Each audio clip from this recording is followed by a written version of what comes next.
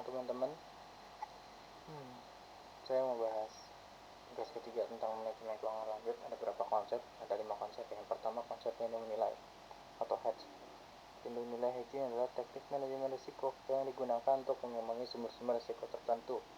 Offset particular source of risk, tujuannya untuk mengurangi atau menghilangkan risiko kerugian dari posisi investasi yang ada.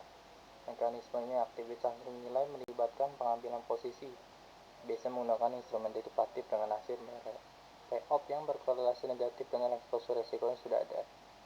Ini dilakukan untuk menciptakan posisi yang mendekati bebas risiko atau risk-free position. Contoh lindung nilai melakukan lindung nilai atas suatu posisi aset menggunakan kontrak futures dari komoditas atau aset lain. Kedua, konsep derivatif. Derivatif adalah sekuritas atau klaim keuangan yang nilainya tergantung langsung pada nilai aset lain atau underlying aset atau variabel keuangan lainnya seperti harga saham, suku bunga, atau nilai tukar mata uang. Definisi sekuritas yang hasil pembayarannya payoff bergantung pada nilai variabel keuangan lain.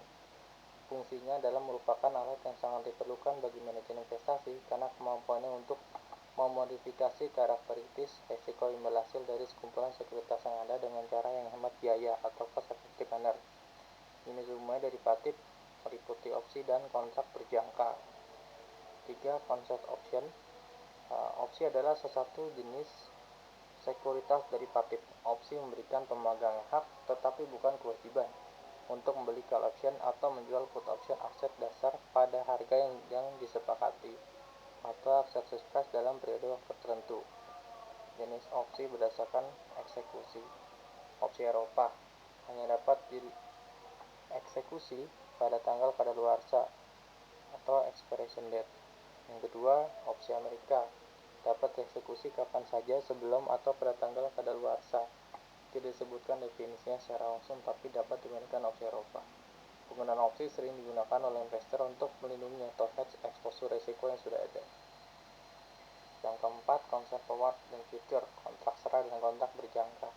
Kedua konsep ini adalah jenis kontrak derivatif yang melibatkan kesepakatan untuk melakukan transaksi di masa depan.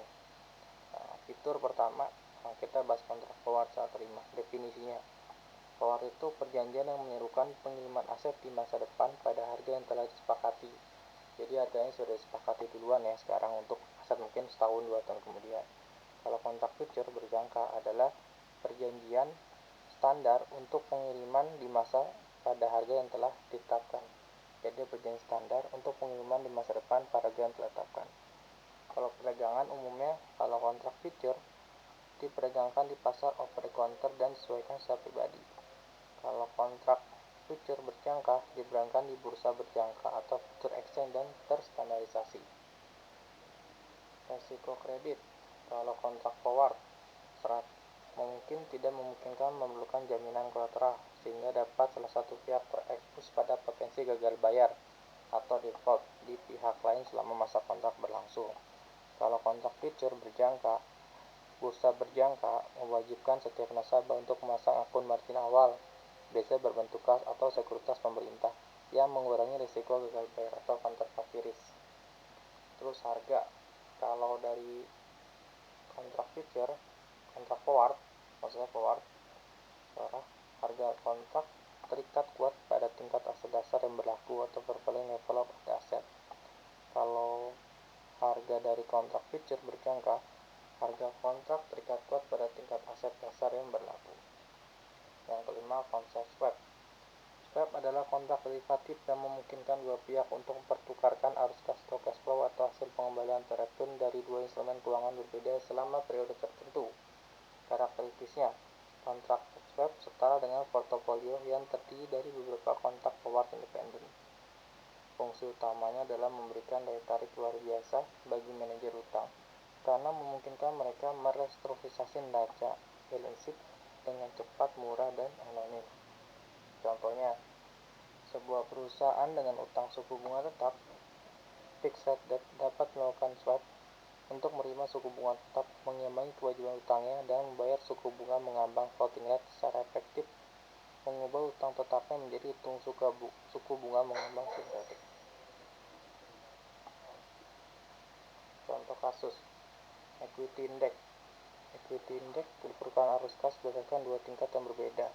tingkat utang variabel, misalkan Triman Libor, dan imbal hasil dari indeks ekuitas, misalnya standar S&P 500. Contoh lindung nilai hedging di Indonesia. Contohnya eksportir menggunakan ekspor forward. Aneka Jaya, perusahaan ekspor Indonesia, mengekspor produk ke Amerika Serikat dan menerima pembayaran $1 juta dalam 3 bulan. Resikonya kan USD melemah, misalkan dari 15.000 jadi 14.000. Nah, perusahaan akan kehilangan 1 miliar. Nah, makanya Aneka Jaya melakukan kontrak serah terima uang menjual $1 juta dalam waktu 3 bulan mendatang pada kurs yang disepakati hari ini, misalnya $1 14.800. Nah, perusahaan telah memastikan akan mendapatkan 14,8 M terlepas dari gabungan kurs IDR atau USD pada spot 3 bulan kemudian. Resiko fluktuasi nilai tukar telah dihilangkan. Kedua, derivatif. Derivatif instrumen keuangan dan nilai ditentukan dari aset acuan atau dengan aset tertentu. Biasanya Bursa Efek Indonesia atau melalui transaksi pada konter di perbankan. Contoh di Indonesia, kontrak berjangka indeks saham.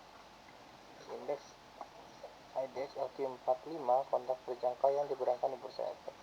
Indeks LQ45 berisi 45 saham acuan paling liquid di BI. Mekanismenya investor membeli 45 saham LQ45 secara fisik, tetapi membeli kontrak yang nilainya diturunkan dari pergerakan gabungan indeks LQ45. Penggunaan investor bisa spekulasi atau melakukan hedging saat risiko portofolio sama dengan modal awal yang lebih kecil, hanya membayar margin. Opsi ini di Indonesia opsi saham ya, memberikan hak kepada pemegangnya untuk membeli atau menjual sejumlah saham pada harga yang tanggal ditetapkan. Misalnya, meskipun opsi saham konvensional belum tetap populer, opsi yang paling sering digunakan adalah opsi melekat pada instrumen lain seperti waran dan instrumen perbankan. Contohnya waran perusahaan tercatat. Waran diterbitkan oleh perusahaan syarat IPO, misalnya waran PT XYZ. Aset acuannya kan saham biasa PT XYZ. Warannya adalah opsi beli untuk memberikan pemegangnya hak untuk membeli saham XYZ pada harga eksekusi, misalnya 500 selama periode tertentu selama 2 tahun. Nah, hasilnya, jika harga saham XYZ naik menjadi 800, pemegang waran dapat menggunakan haknya untuk beli di harga 500, lalu jualnya 800 untuk dapat untung.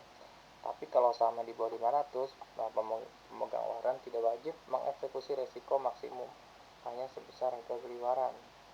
Nah, 4 konsep forward yang future di Indonesia. Kontrak forward didominasi transaksi forward di perbankan, sementara future di bursa berjangka.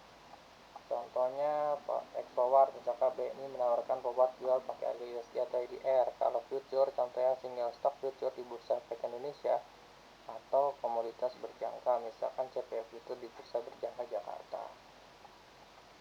Nah, ini bisa dibaca ya. Nah, perusahaannya kalau forward biasanya importir menggunakan forward untuk mengunci kurs pembelian mata uang asing di masa depan guna memastikan barang impor. Kalau future, investor menggunakan aset untuk berspekulasi atas harga saham tertentu, misalnya harga saham BCA dengan modal margin yang lebih rendah. Lanjut, jaminannya bank mungkin. Oke, lanjut konsep swap. Interest rate swap ini adalah perjanjian pertukaran rupiah. Jenis swap paling umum adalah interest rate swap dan currency swap. Contohnya, konteksnya manufaktur memiliki pinjaman jangka panjang dan suku bunga mengambang yang berisiko naik. Aksi manufaktur melakukan kontrak RS dengan Bank FYZ.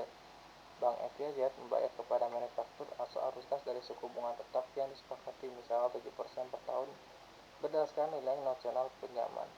Hasilnya, secara efektif PT manufaktur telah mengubah kewajiban pinjaman suku bunga mengambang menjadi suku bunga tetap 7%. Perusahaan terlindung dari kenaikan suku bunga di masa depan karena risiko suku bunga mengambang telah dilekatkan ke Bank FYZ melalui transaksi swap. Oke.